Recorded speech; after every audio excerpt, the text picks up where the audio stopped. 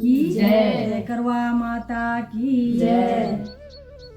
आज करवा चौथ व्रत की कथा हम लोग सुनेंगे। और करवा चौथ व्रत का मतलब है कि हम अपने पति के प्रति हमारी जो श्रद्धा है, क्योंकि पति भी परमेश्वर ही माना गया है, तो हिंदू धर्म में तो पति को परमेश्वर माना ही जाता है। इसलिए यह व्रत हम लोग इसलिए रखते हैं कि हम अपने पति के प्रति जो हमारा श्रद्धा भाव है वो बना रहे। और सभी सुहागिनें इस व्रत को बड़े खुशी और हर्षोल्लास के साथ रखती हैं। तो आए हम करवा चौथ व्रत की कथा सुनेंगे। कार्तिक कृष्ण पक्ष की चतुर्थी को करवा चौथ कहते हैं। इसमें गणेश जी का पूजन करके उन्हें पूजन दान से प्रसन्न किया जाता है।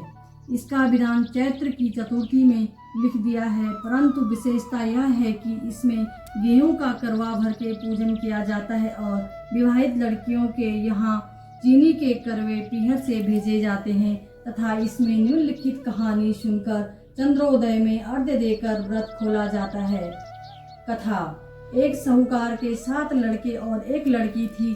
सेठानी के सहित उसकी बहुओं और बेटी ने करवा चौथ का व्रत रखा था। रात्रि को साहूकार के लड़के भोजन करने लगे तो उन्होंने अपनी बहन से भोजन के लिए कहा।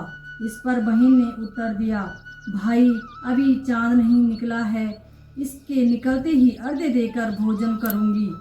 बहन की बात सुनकर भाइयों ने काम किया कि नगर के बाहर जाकर अग्नि जला दी और छलनी ले जाकर उनमें से प्रकाश दिखाते हुए उन्होंने बहन से कहा, बहन चांद निकल आया है, अर्घ्य दे। उसने अपनी भाभियों से कहा कि आओ तुम भी चंद्रमा को अर्घ्य दे लो, परंतु वह इस कांड को जानती थी। उन्होंने कहा, बाई जी अभी चांद नहीं निकला, तेरे भाई तेरे साथ धोखा करते हुए अग्नि का प्रकाश छलनी से दिखा रहे हैं।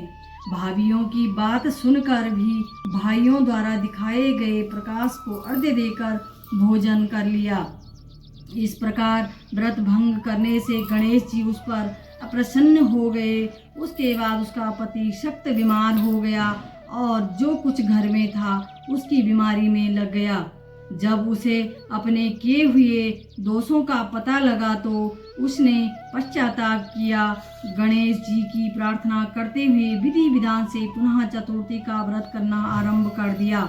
श्रद्धानुसार सबका आदर करते हुए सबसे आशीर्वाद ग्रहण करने में ही मन को लगा दिया। इस प्रकार उसके श्रद्धा भक्ति सहित कर्म को देखकर भगवान गणेश उस पर प्रसन्न हो गए और उसके पति को जीवन दान देकर उसे आरोग्य करने के पश्चात धन संपत्ति से युक्त कर दिया।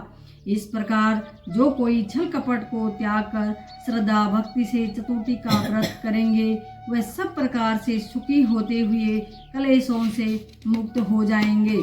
गणेश विनायक जी की कहानी। एक अंधी बुढ़िया थी जिसका एक लड़का लड़के की बहू थी। वो बहुत गरीब था।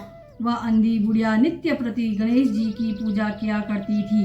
गणेश जी साक्षात सन्मुख आकर कहते थे कि बुढ़िया माई तुझे जो चाहे मांग ले। बुढ़िया कहती, मुझे मांगना नहीं आता, सो कैसे और क्या मांगूं। तब गणेश जी बोले कि अपने बहू बेटे से पूछकर मांग ले। जब बुढ़िया ने अपने पुत्र और बधू से पूछा तो बेटा बोला धन मांग, बहू बोली पोता मांग। जब बुढ़िया ने सोचा ये बेटा बहू तो अपने मतलब की बातें कर रहे हैं, अतः उस बुढ़िया ने पड़ोसियों से पूछा तो पड़ोसियों ने कहा कि बुढ़िया तेरी थोड़ी सी जिंदगी है, क्यों मांगे धन और पोता। तू तो केवल अपने नेत्र मांग ले, जिससे तेरी शेष जिंदगी सुख में व्यतीत हो जाए। उस बुढ़िया ने बेटे और बहू तथा पड़ोसियों की बात सुनकर घर में जाकर सोचा, और बेटा बहू मेरा सबका ही भला हो, वह क्यों ना मांग लूं और मतलब की चीज भी मांग लूं।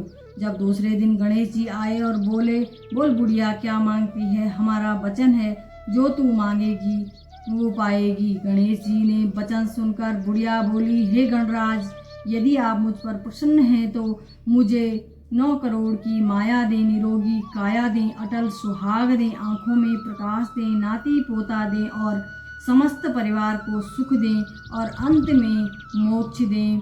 बुढ़िया की बात सुनकर गणेश जी बोले, बुढ़िया माँ तूने तो मुझे ठग लिया, खैर जो कुछ तूने मांग लिया वह सभी तुझे मिलेगा।